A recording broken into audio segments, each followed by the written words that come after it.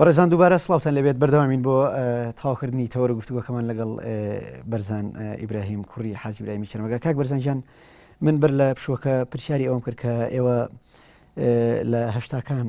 بەتایبەتر لە 85 فەوجی خەفیفە وەرەگرن لە حکوومەتی ئەو کاتی عراقی. ئەمە ئەبێتە پرسیار و ئەبێتە پەڵەیەکی ڕەش لە مێژووی بنەماڵی حاج ئیبراهیم و نەوەکانی دوای حاج ئیبراهیمە. سەبارەت بەو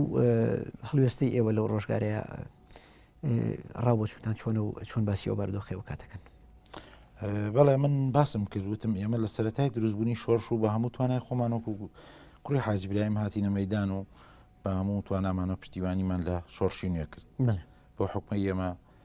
شۆڕشەکەش بەڕاستی بە ڕابەرایەتی هەم یەکێتی بوو، هەم مام جەلالی شەوەسەکا بوو. ئێمە پێشینێکی تریشمان هەبوو، بازگراونیش تریشمان هەبوو لەگەڵ مام جەلالە. بەڕاستی ئەوە هۆکارێک بوو و هەر دەواازێکیش کرابێتەوە بۆ مەسلەی شۆڕش و خەبات. ئێمە درێخیمان نەکردووە و ئەو پرسیارەی جەنابیشت کە بۆ فۆزمان وەرگرت دیارە ئیتیفاقیەک هەبوو کە کاک دارای برام کردبووی و جەنابی مامجار ئاگاداری ئەوە وەرگرتنی و فۆجە. چۆن ئیتفاقیانی ئەم وەرگرتنی فەوجی خەفیفە لەلایەن نەوەکانی دوای حاج ئیبراهیم کوڕانی حاج ئیبراهیم و کەسوکاری ئەوە جەنابی مام جەلال ئاگاداری ئەم ئیتفاقی و پەیوەندیە بووە چۆن؟ ئێمە کە فەوجمان وەرگرتکە کە فەیسەڵ خۆتان نەزانن وەزعەکان زیاتر وڵات بەرەو وێرانی و بەرەو شێواندن و وەزعەکان زۆر بە خراپیە چوو. ئێمە لە 85 کە فەوجمان وەرگرت من دووسێ نمونە دوێنمەوە بۆ ئەوەی کە ئێمە کە فەوجیشمان وەرگرتەوە بۆ مەبەست و بۆ خزمەتکردنی میلەتی کورد بووە. کە فەوجمان وەرگرت لە مانگیدا حکوومەتی عراقی ئەعلانی منع تەجەولی کرد لە شاری سلێمانی مانگی 1985 و زۆربەی ئەوانەی کە ئەو ڕۆژگارە لە سلێمانی ژیاون ئەزانن بە دەیان و بە سەدان کەس لەم شارە گیرا و بە دەیان کەس لە حامی سلێمانی ئادام و ڕەمیکرا بەرچاوی خەڵکەوە. لەو ڕۆژگارە ئێمە زۆربەی ئەو خەڵکانە ئێستا ماون و خۆشیان ئەتوانن ڕێی خۆشیان بدەن یان گەر گوێبیست و بینەری بەرنامەکە بن ئەزانن و ئەو ڕۆژانیان بەبیر دێتەوە. ئێمە لەو ڕۆژا دڵگامان واڵا بوو، دڵگامان کراوە بوو بۆ هەموو منتیقەکانی شێمحێدین و ڕزگاری و شوێنەکانی سلێمانی ئەوەی کە دەستمان پێی گەشت بێ و خەڵکمان ناسی بێ و خەڵک ئێمەی ناسی بێ و کوڕی فیلار بوو بێ یا تەنزیم بێ یا پێشمەرگە بوو بێ ڕووی کردووەتە ماڵی ئێمە، ماڵی کاک دارای حاج ئیبراهیم. هەتا لێ ناشارمەوە کاکە فەیسەڵ ئێمە وامان لێ هات نەخان و نەژێر زەمین هیچ شوێنێکە و خەڵکەی ناگرن نەمانەزانین چی لەو خەڵکە بکەین و مەسیرمان نەمەزانین چی بەسەریە. من بۆ خۆمێکێک بووم لەوانەی کە ڕەم وا بووە بە کاکداراشم و دوتم بەڕاستی ئێمە یادامانەکە. ئەو خەڵکانی کۆتان کردبوونەوە کاکە بەرزان خەڵکی سیاسی بوون، فیلار بوون، هەموو شتێکی بوون، هەڵاتوو بوون لە خزمەتی سەربازی. کەسمان ناناسی خەڵک بوزانی بوو ئێمە ماڵی دارای حاج ئیبراهیمە و کوڕی حاج ئیبراهیمی چەرمەگا و ڕووی تێ کردبوو یا جەنابەت ئەزانی ئەو ماڵی حاج ئیبراهیمە و پشت و پەنایەکەن ڕووی تێ کردبوو. بەس سەدان خەڵکی لێ بوو ئەمە ئەستان ئێستاش بیبینین خۆی ئەگەر باسیکان نایناسینەوە ناحیەی وجدانی و نەفسیەکە و کوردایەتیەکە وای لێ کردبوو. ئێمە بۆ خۆمان بڕیاری ئەوەماندا هەمچی کاکدارە هەمچی ئێمە ژۆک و برای ئەو بڕیاری ئەوماندا لەگەڵ ئەو خەڵکە هەم بمرین بکوژرین. بەڵام خۆشبەختانە ئەو بوو کە ئەو هێزەکە بڵاو بۆ بەناو شاری سلێمانیا ئێمە توانیمان ئەو خەڵکەی کە دەرباس بکەین و نێرین خەڵکەکە بگیرێ. بەڵام بەداخەوە و دوای دوو ڕۆژێک دوای منەتەژە و لەکەش هەر کوردی خۆمان بوو ئیخباری ئێمەیان کرد و بە هێزێکی زۆرەوە حکوومەتی عراقی چواردەوری گیرن. بەڵام خۆشبەختانە کاتی حکوومەتی عراقی چواردەوریان گرتین یەک کەس لەو خەڵکانی کە ئێمە داڵدەماندا بوو لە ماڵەکان نەما بوو هەمومان دەرباس کردبوون و ڕزگارمان کرد. یعنی ئێمە وەرگرتنی فەوجەکەشمان بۆ خزمەتی شۆڕش و کورد بووە. وەک باسم کردیان مەفرەزە هاتوۆتە ناو شار لە ماڵی ئێمە بووە. ئێمە بەڵێ ئەو شەڕانەی کە لە منتیقەکانی ساڵی 85 و ئەوەڵی 86 کە لە قەیوان ماوەت و شوێنەکان کراوە دەقە بەدەقە ئێمە کاکدارێ برام پەیوەندی هەبوو بە سەرکردایەتی شۆڕشەوە معلوماتی داوە چەک و تەقەمنی فیشەکمان داوە. خۆ هەر ئەوە بووە کە وای لە حکوومەتی عراقی کرد و حکوومەتی عراقی کەوتە تاقیبکردنی ئێمە وەزی ئێمەی کەزانی کە ئێمە پەیوەندیمان هەیە لەگەڵ دەرەوە لە سەردەمانێکی ئێمە چوینە دەرەوە کاکە فەیسەڵ ئێمە دەستمان لە سەروەت و سامان و ماڵی خۆمان هەڵگرت خەڵک واستەیە کرد خەڵک محاوەلەی ئەکرد کە حکوومەتی عراقی فۆجێکی باتی بەرلۆی باش چوونە دەرەوەی کاک بەرزان پێم خۆشە ئەو پرسیارە بکەم ئێوە لە دوای وەرگرتنی فەوجی خەفیفە لە حکوومەتی ئەو کاتی عراقی باس لەوە کرد کە سەرکردایەتی شۆڕشی نوێ و بە تایبەت مامجلال ئاگاداری ئەم بارودۆخە بووە ئیتفاقی ئێوە لەگەڵ مامجلال ئاگاداری ئێوە لەگەڵ ئەوان چۆن بوو کۆنتاکت و پەیوەندی ئێوە لەگەڵ ئەوان چۆن بوو دوجار چۆن کەشف بوون لەلایەن حکوومەتەوە چۆن حکوومەت بەم پەیوەندی ئێوە و شۆڕشی زانی کۆنتاک لەگەڵ مەسلەی مامجال پیاوێکە مامجار پیاوێکی سیاسی وا بیریە کردەوە بۆ بزانە چی لە بەرژەوەندی شەرت نییە کاکە فەیسەڵ ئەوەی کە با ئێمە واقعەک حەزەکەم واقعە باس بکەین شەرت نییە ئەوەی ئێستا کە ئەو دقیقە لەگە حکوومەتی عێراقیە ئەوە بە خائین دابنین شەرتیش نییە ئەوەی کە لە شاخە بەنیشتیمان پەروەری دابنین هەست ناکەی لە مێژووە زۆر جار ئەمشتا ئەوە ژوو بەڵێ من مەبەستم لەوەی لە مێژووە هەست نەک هەستەکەی بۆ ئاشکرا دیارە غەدرێک لەوایە غەدرێک لە وەزعا هەیە کە خەڵکەکە وا تێگەێنراوە کابراکە لەگە حکوومەتی عێراقی بۆ تەواو ئیتر خاینە نازانێ بادگاوانی ئەوانە چی ئێستا ئەوەی جەنابەت لە منی ئەپرسی و من باسی یەکەم لەوانەیە مەجموعەی خەڵکی کەم بزانێ ئەو وەزع ڕووی داوە خەڵکی تر نەزانێ بەڵام بوونی چەگار لە ئێمە کە بۆ حکومەت ئێمە تا ئەو سەردەمەی چوینەتە دەرەوە ینی شۆڕژ ئیسفادەی لە ئێمە کردووە دێهاتەکان ئیسفادیان لە ئێمە کردووە ئەو دێهاتانەی کە لە سنووری ئێمە بوون و ئێمە لە سنووری ئەوان چەگار بووین هیچ دەیەک نییە بە شایەتی خۆیان خەڵک من ئاکرا نەک سیارە نەکی هیچ شتێک بچێ بۆ دیانە ئێمە ڕێمان کردبووە خەڵک قاچاقچێتیە کرد سیارە ئەڕۆی سیارە هات هەتا بۆ گواستنەوەی پێشمەرگە ڕێگە مەفتوح بوو یعنی شتێک نەبوو کە ئەم کاتی خۆشی حاجی ئیبراهیمی چەرمەگا لە سووتانی گوندەکانە ڕوڵێکی هەبووانی لەوەی کە ئەبەدەن سنووری ئەو سنوورانەی کە لەژێر دەسەڵات و توانای حاجی ئیبراهیمە بوو ئەبەدەن نەیهێشتۆ یەک دێبسووتێ و ئەبەدەن نەیهێشتۆ یەک کەس بگیرێ کەواتە تو ئەتوانی بۆ مێژوو ئەو بڵێ ئێوە ئەو قۆناغی کە فەوجی خیفەتان لە حکوومەت وەرگرت ئەوەندەی کە بەکارتان هێناوە بۆ خزمەتکردن بە خەڵک و بە کورد ئەوەندە دژایەتی کورتان پێ نەکردووە ئێمە ئەوەندەی کە لە ناو سلێمانیا ماینەوەکو فەوج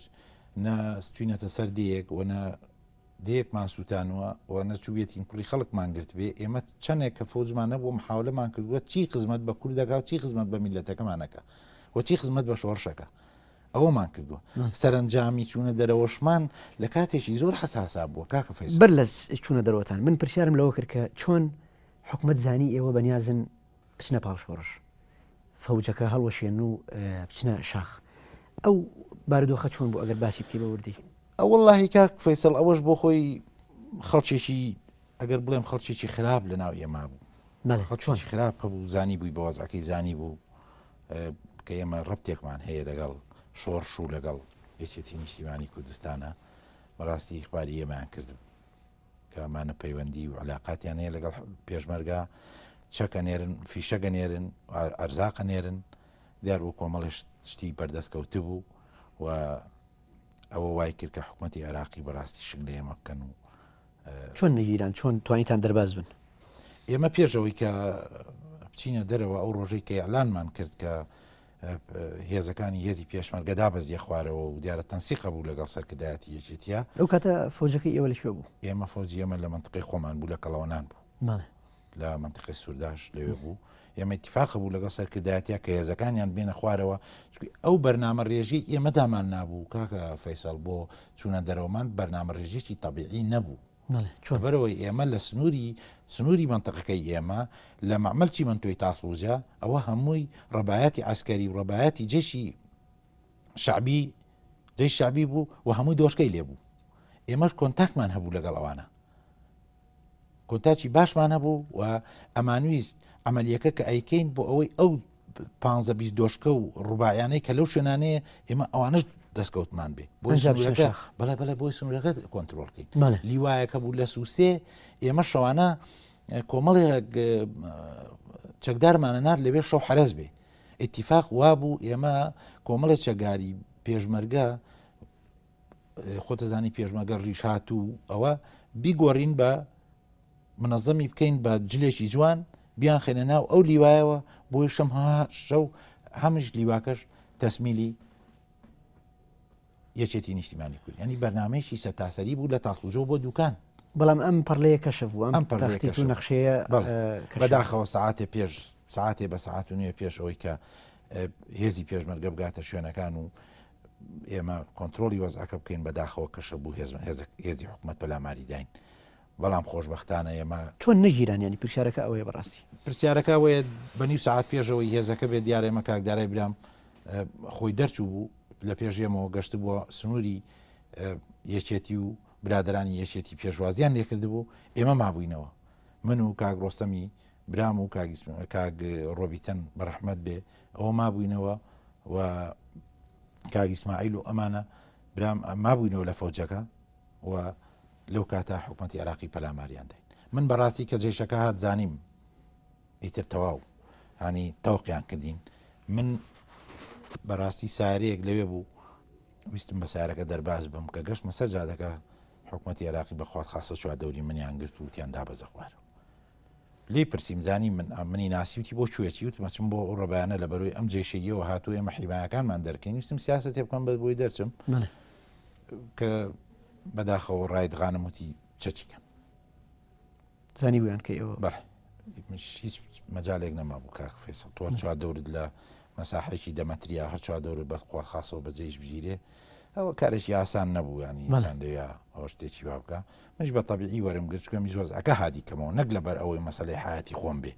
مەسەلەکە حیاتی من نەبوو حیاتی کۆمەڵی خەڵکی تر بوو وەزەکەم زیاتر هادی کردەوە زۆر تەبیعی بووتم بەلامەوە زۆر تەبیعیە و لەبەرەوە هیچ شتێک نییە و ئێوە ئەوەی کەیکەن کارێکی خراپەکەن کاکدارای برامەوەتە لە مقڕی لیوایە معلیلم لە ناو پێشمەرگا بوو ئەوان نان ئەتوانی دەربازبوونی ئێمەش لەوە بوو کە ئەوان برادرانی خۆمان و کاکموان زانیان من دەرچووم ئەوان لە پشتەوە مەجال هەبوو دەرچوو بوون دەرچوونی منی ئەوان نان ئێوێرە داخلی مقڕی فەوجەکە ببن نیان ئەوێرە ئەترسان لەبەرەوە برادێکی خۆمان لەگەڵمان نبوو کاک ڕزگار ئەو ئشارەتی بە من داوتی چۆنێکە تۆ محاولە کە دەرباز بە من لەبەروی من نەبرانە ئامۆزا خزمی ئەوەی من ناکوژن بەڵام ممکنە تۆ یادام کردی بکوژن من نەچۆنێک بێ محاولاکەم تۆ دەربازبی فعلەنەوە بووم پێشیان کەوتم تاوان گەشتم مقڕی فەوجەکە من دەرباز بووم ڕام کرد دەرچوو بەو شێوەیە ئێمە پەیوەندیمان کرد بە شۆڕشەوە و هەموو متەلەکات و سەرۆت و ماڵی خۆمانمان بەجێهێشت و خانومان بە بەرچاوی ئەو عالەمەوە تەختی عرض کرا و سەیارە و ماڵ و هەچیمان هەیە بەجێمە و هەتا ئێستاش ئێمە عرزمان هەیە و سەرۆت و سامانمان هەیە تا ئێستا بۆمان نەگەڕاوەتەوە لە پێناوی شۆڕشە شۆڕش وەفای هەبوو بەرامبەر بۆ هەڵوێستەی ئێوە لە ڕۆژگارەیە کێشە نییە شۆڕش وەفای مهم ئەوەیە کاک فەیسەڵ ئێمە وجدانی خۆمان زەمیری خۆمان مرتاحین بەوەی کە توانیمان چیمان پێکرێ بۆ میلەتەکەمان بیکەین کێشە نییە شۆڕش چیمان ئاياتێ چیمان نایەتێ و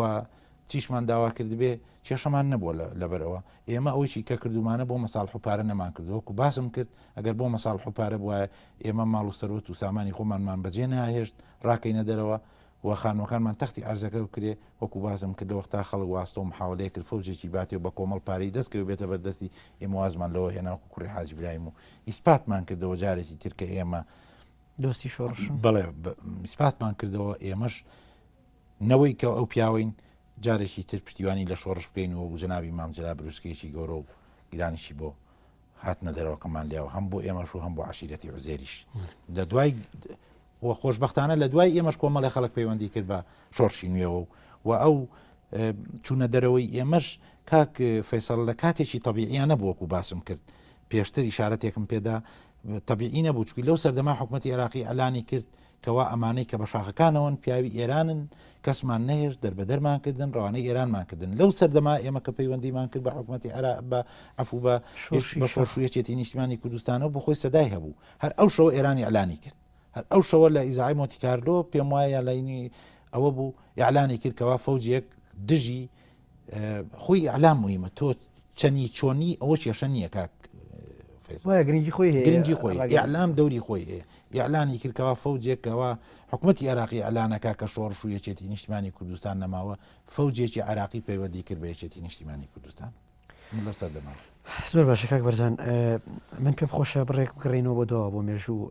ساڵی 1967 بۆ 68 شەڕی قازیا و چەرمەگا ڕۆیەت ئەگەر بکرێت چۆنێتی ڕوودانی ئەو شەڕە بژێڕیتەوە بۆ من. بەڵێ کاکە فەیسەڵ ئەوەش بۆ خۆی ئەگەڕێتەوە بۆ سەردەمانەی کە باڵی مەکتەبی سیاسی کە جیابوونەوە کە گەڕانەوە لە پارتی جیابوونەوە دیارە پارتی یاعلانی کرد و یا بروسکەی کرد بۆ ئەو لقانەی بۆ ئەو هێزانی کە سەر بە پارتین ئەبێ لە شوێنێک کۆ ببنەوە چی هەم مەبەستەکەەوە بوو بزانێت چێ لەگەڵی ماوە و چێ لەگەڵی نەماوە ئەمە بۆ خۆی پێش ئەوە بوو ئەمانە هێزێکی گەوریان کۆکردنەوە هاتنە منتیقەی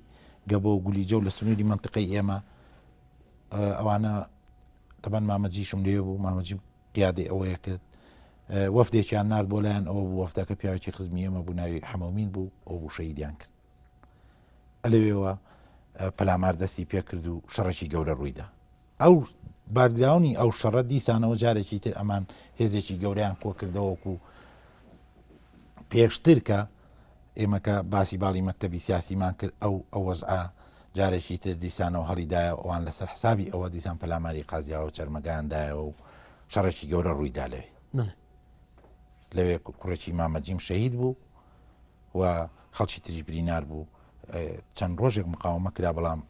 ناتوانی نە قازیاوە نە چەرمەگا ناتوانی بیان بیگرن نەگیرە زۆر باشە باس لەوە کرێت کە پاش 5 ساڵ یا 6 ساڵ لەمانەوەی حاجی برایمی چەرمەگا لە بەغدا دواتر لە سەردەمی کۆچی دوایی و وەفاتکردنیە ڕۆژنامەکانی ئەو کاتی عراقی باسی مردنەکەیەکەن باوکم 5 ساڵ لە بەغا نەمایەوە لە 65 بۆ لە 65 باوکم کاتەوە خۆ لە سەرمەگا و قازیاوە دانیشت بوو بەڵێ دواتر لە فیکرێ بە بەغا بەڵێ باوکم لە ئەگەر بیژی ئەو مێژوە بژێڕیتەوە بۆی وەک خۆی ساڵی چەند چوو ئەوێ ساڵی چەند گەڕایەوە نەفیکراوە باوکم لە دوای گەڕانەوەی بۆ لا حکوومەت و دانیشتنی تەمەەن لە قازیاوە لە سەرمەگا دانیوەکو کە ئێستا جەنابەت پێشتر باست کرد کە شەڕ بوو لە قازیاوە لە سەرمەگا ئەو باوکم لێ دانیشت بوو تا ساڵی هەفتە و مفۆزاتی ساڵی هەفتە دوای ئەوە باوکم لە سلێمانیۆن نەفی کرا بۆ بەغا وەکو نەفی نردیان لە بەغا دانیشت باوکم لێ مایەوە هەتاکو و کاتی مردنەکەی باوکشم خۆی نەخۆش بوو سیحەتی تەواو نەبوو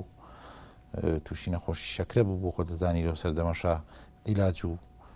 دکتۆر وەک ئێستا نەبوو باوکم بەداخەوە لە ساڵی هەفتە لە 25 لەسەر 12 ساڵی هەفتە کۆچی دوایی کرد و بۆ بەیانی ینی حکومەتی عراقی ئەوەندە گرنگیان پێدا و لە ڕۆژنامە و لە ئەلامەکانی خۆیان ئەلانیان کرد کە حاجی برایمی چەرمەگا کۆچی دوایی کرد و هێنامانەوە بۆ جەنازەکەی هاتەوە بۆ دێکەی خۆمان و لە سلێمانی لە گەنجی شەمحێدین بخاک پێشتریش باسی ئەومان کرد کاک بەرزان بەس من وەڵامیشی ئەو تۆم دەست نەکەوت لەو پرسیارەکە ئەگەر حاجی برایمی چەرمەگا مەبەستی خزمەتکردنی کورد و شۆڕشی کوردی و بزنەوەی چەکداری کوردی بوو بێ لەو ڕۆژگارە بۆچی پارتی هەوڵ ئەدەن کە ئەم پیاوە بژێڕنەوە ئەم ناگەڕێتەوە ینی هۆکاری نەگەڕانەوەی باوکت بۆ ناو شۆڕش پەیوەندی بە چیەوە هەبوو مەبەستە ساڵی هەفتەیە بەڵێ ساڵی هەفتە بێگومان قسەشەکەی ببوورە لە بەیانەمە 11 ئازار پارتی کوڕێکی تێهاتەوە دیسانەوە ینی خەڵک زیاتر ڕووی تێکردەوە ومێدێک دروست بوو کە جۆرێک لە ئۆتۆ ئەوەی پارتیش نەبوو بۆ پارتی بەڵێ ئەوەش پارتیش نەبوو بۆ پارتی پرسیارەکە ئەمەیە بۆچی پیاوێکی کەسایەتێکی دیاری وەکو حاجی براییم بەم خزمەت و بەم قوربانی دانەوە لەنێو شۆڕشە بۆچی ناگەڕێتەوە ینی گەڕانەوەی باشتر نەبوو لەوەی کە لە بەغا بمێنێتەوە حاجی برایم پیاوێک بوو تەنازولی پیعیب پێی شەرم بوو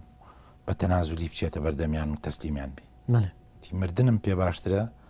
لەوەی کە بچم بۆ وەزعای کە ئێستا منۆزم خراپە بچم لە ئەوەی کە من ئێستا بە حساب هێز و دەسەڵاتم نییە کە وەگەوسا بچم تەسلیمیانە وەکو باسم کە حاجمیان پیاوێک بوو یاخی بوو یاخی تاواقعەکان واقعی بوو تەسمیلی هەندێک واقع نابوو باش پێ دوایە ئەم داواکاری پارتی بۆ گەڕانەوەی حاجی برایمی چەرمەگا بە شێوەی تەنەزول و تەسلیم بوون بوو بێ یاخود گەڕانەوەی ئەو پیاوە بێ بۆ نێو ڕیزەکان شۆڕش و خەبات و واللهی ئەوە تا چەند ڕوونە لای ئێوە مەسەلەن واللهی ئەوە تەموو مژاویە کاک فەیسەڵ لەبەرەوەی کە ناتوانم من بەڕاستی نە من کەسێکی تر پێم وانە بتوانێ لەسەر ئەوە ئینکاسوەیەکی بەداخەوە تۆ لە دیمانەکە لەگەڵ ئەو کاک مەلابێستون لە دیمانەکە لە حاجی برایم پەشیمان بوو خۆی بەغەڵەت زانی و نەخێر ئەسڵان حاجی برایم پەشیمان نەبوو و ئەسڵان حاجی برایم کە قەراری خۆی دابوو قەراری خۆی نیایی بۆ گەر پەشیمان بووە کەم فۆزاتی ساڵی هەفتا بۆ گۆ خەڵکانێک چوونە لای مەلا مستەفا ئەویژە چوو ئەچوە لای مەلا مستەفا سەردانی بۆ وەلای بۆ مەلا مستەفا برد ئەو مۆزوع ئەوە نەبوو کە ئەمە دژی شۆڕش ئەوە بێ مۆزوع ئەوە بوو کە کارێک ڕووی داوە حاجی برایم عاجز بۆ لە شۆڕش هاتووەتە پاڵی حکوومەتەوە و حاجی برایم خۆی بە خەتاباری وەزعەکەنە ئەزانی و پێی ئەیبە لەو ئەسنایی کە پارتی دەسەڵاتدارە و ئەمانە دەسەڵاتدارن بێ بە زەلیلی بکوێتە بەردەستی ئەمانەوە ئەوەی قبوڵ نەبوو حاجی برایم مردنی پێ باشتر بوو لەوەی کە تەنازول بکە ئەوە بوو هۆکارەکە کاکەن چکێکی زۆر محاولات کرا هەم فاخیر مەرگە سووری وەکو باسمان کرد هەم عەلی کەمال هەم کەریم قەرەنی زۆر محاولە کرا کەریم قەرەنیش کەریم قەرەنیش محاولی کرد لەو سەردەما محاولە کرا کە بەڵام هەموو محاولە لەسەر داوای پارتی بوو ینی ئەوان مەبەستیان بوو کە واللهی جا ئەوە کاک فەیسەڵ بەڕاستی من ئێستا هەچی بڵێم ناتوانم لەبەرەوەی کە ئەوانە کە هاتوون حتمما کاک بەڕەحمەت بێ کاک فاخیر ئەوە وەختە پارتی بوو مەسئولی چوار بووە پارتی بووە کە هاتووە تەکلیفی کردووە جا گەم تەکلیفەکە شخصی و بێچکێکی فاخیر پیاوێکی چاک و پیاوێکی وەتەنی و پیاوێکی بەڕێز بوو ینی حەزیا کرد کێشەکان بەڕاستی نەک کێشە ئێمە کێشەی کورد بەعام هەمووی حەڵ بکرێ ئەو کێشانەی کە هێل ناو بنەماڵە و نەناو شتەکانە نەمێنێ بەڕاستی بۆی کورد یەک بخرێتەوە جارێکی تر و پیاوێکی ئاوا باشە کاک بەرزان پرسیارەکە ئەمەیە ئەگەر حاجی برایمی چەرمەگا بۆ جۆرە نیگەران بوو بێت لە شۆڕش و بەتایبەت لە شۆڕشی ئەیلول و دوورکەوتنەوەی لە کاری سیاسی بۆچی نەوەکانی دوای ئەو درێژیان بە کاری سیاسی ئەو بەردەوام بوون حاجی برایم دژی شۆڕش نەبوو بەڵام ئەو ئیتر چووە بەخا وازی هێنا نەوەکانی ئەو بۆچی دوای ئەو بەردەوام بوون لە شۆڕش ئەگەر شۆڕش وەفای بوو بێ بۆ وەفاینەوەی بە ئەم پیاوە ئێوە بۆچی بەردەوام بوون بەڵێ کاک فەیسەڵ من شارەتم پێدا حاجی برایم دژی شۆڕش نەبوو حاجی برایم مەبەستم دژایەتی نیگەران بوو دانیشت ئێمە وەکو کوڕی ئەو پیاوە دایم ئێمەش بە دوای دەواازیە کاگەڕاین بۆ ئەوەی کە بتوانین چیمان پێکرێت لە شۆڕشی نوێ بکەین ئەم شۆڕشی نوێش بەڕاستی ئەم شۆڕشی نوێ کە دروست بووە بەڕابەتی یەکێتی وەکو باسم کرد ئێمە هەستمان کرد بەڕاستی ئەمە ئەتوانێ ئەم شۆڕشی نوێ ئەتوانێت شتێک بۆ میلەتی کورد بکە جیاواز لە شۆڕشەکانی تر و ئێمە دۆستایەتی تایبەتیشمان لەگەڵ خودی ئیمام جەلالە هەبوو ئەوش بۆ خۆی تەسیرێکیە بوو لە وەزەکان ئێمەش وەکو خۆمان ئەبینیوە لە ڕێخستنەکانە لە نەخستنەکانی کۆمەڵا و ئەمانویست بەڕاستی چیمان پێکرێ بۆ شۆڕش بیکەین لەبەرەوە ئێمە دژی شۆڕش نەبووین کاک بەرزان هەست ناکەی لە نێو بنەماڵەی ئێوە بنەماڵی حاجی برایمی چەرمەگا بۆ خۆشتان هەندێک ئیشکالتان هەبوو بۆی کە بە جۆر لە جۆرەکان نەوەکانی دوای حاجی برایم دابەش بوون بەسەر هێزە جیاوازە کوردیەکانە مثل لە هەندێکتان سەر بە باڵی پارتین و هەندێکتان لەگەڵ باڵی مەکتەبی سیاسی و تا ئێستاش هەندێکتان لە نێو ڕیزەکانی یەکێتی کاری سیاسیەکەن و نەنووسینەوەی ئەم مێژوەش وەک خۆی و نەخستنە بەرچاوی خەڵک با بڵێم خۆتان بەرپرس بوون لەم بارودۆخە ئەوەندەی کە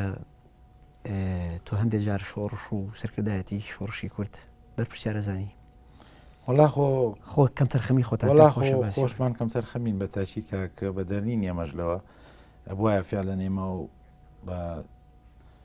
زۆر بە زووتر هەوڵمان بدایە ئەم مێژووە بنووسینەوە بە خەڵکی بناسیێنین و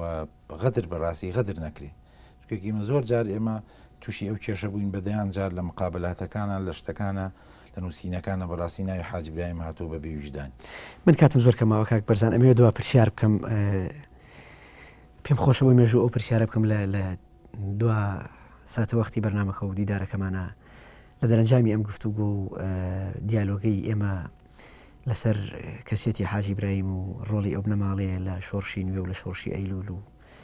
لە تەواوی وێزگەکانی تری سیاسیە لە دەرەنجامە ئەتوانین بڵێن ئەم پیاوە خائین بوو یان نیشتمان پەروەر وڵا بە دەر لەوەی من کوڕی حاجی برایمم ئەگەر بە ویژدانەوە باسی ڕۆڵی حاجی برایم و مێژووی حاجی برایم بکەین پێم وانێ حاجی برایم بە پیاوێکی خیانەتکار و بە پیاوێکی خاین لە قەڵەم بدرێ جا ئەوەش مێژوو دەریەخا چ ئەمڕۆ چ سبەی ئەمڕۆ وەکو پێشتر باسم مێژوو ڕەحم بە کەس ناکە هیوادارم مێژوو وەکو خۆی ڕۆلی حاجی براییم و دەوری حاجی برایم بنووسێتەوە و حاجی برایمیش ئەگە غەڵەتێکی بێ بە دەرنیە لەو خەڵکانێک کە خەڵکی سیاسی و خەڵکی نخبە غەڵەتیان کردووە حاجیش بە دەرنیە لەوانە بەڵام حاجی برایم بەڕای ئێمە و بەڕای کۆمەڵی خەڵکیش حاجی برایم پیاوێکی تێکۆشەر بووە و ئێمە وەکوونەوەی حاجی برایم دوای حاجی برایمیش درێژەمان بە خەبات داوە ئێساش لە کۆڕی خەباتە. زۆر سپاس کاک بەرزان ئیبراهیم کوڕی حاجی برایمی چەرمەگا و نووسەر و شارەزا لە مێژووی چەرمەگایەکان و کەسێتی حاجی براییم و ئەو هێزەی دەربەندی بازیان سپاس بۆ بەشداری سپاس بۆ زانێریەکانت خۆشحاڵ بووین بە ئامادەبوون لە بەرنامەی مێژوو. بەرزان بەرنامەی مێژوو کۆتایی هات تا تەوەری داهات و بەرنامی داهات و میوانی داهات و بەخواتان سپێنی خواتن لەگەڵ. زۆر سپاس کاک. زۆر سپاس.